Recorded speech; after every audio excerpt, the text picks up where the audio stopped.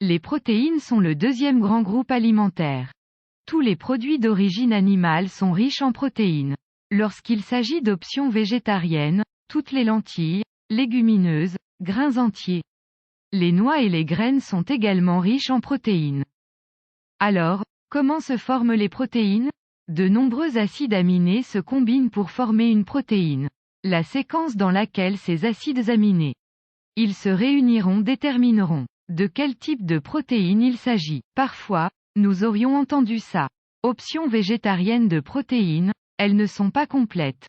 Protéines et vous devez toujours combiner qu'avec autre chose pour en faire un.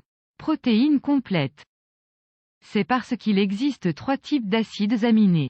L'un est constitué d'acides aminés essentiels, le second est non essentiel et le troisième est conditionnellement essentiel. Cela signifie que certains acides aminés sont comme si votre corps pouvait facilement fabriquer certains acides aminés et ils sont appelés ainsi ou ils sont appelés acides aminés non essentiels. Et puis il y a un ensemble d'acides aminés que notre corps ne peut pas fabriquer lui-même et nous besoin de l'apporter de sources externes à travers notre alimentation. Ceux-ci sont appelés acides aminés essentiels. Ainsi, lorsque nous avons certains acides aminés essentiels dans le corps, celui-ci peut créer d'autres acides aminés.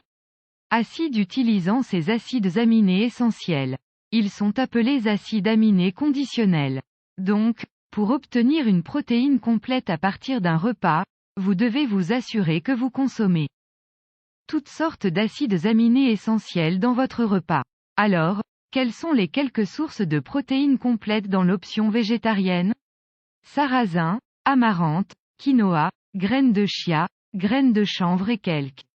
Les lentilles germées sont également des protéines complètes. Cela signifie qu'ils contiennent tous les acides aminés essentiels. Ainsi, lorsque vous consommez l'un de ces articles que je viens de mentionner, vous n'avez pas à vous inquiéter à propos de combiner avec autre chose pour en faire une protéine complète.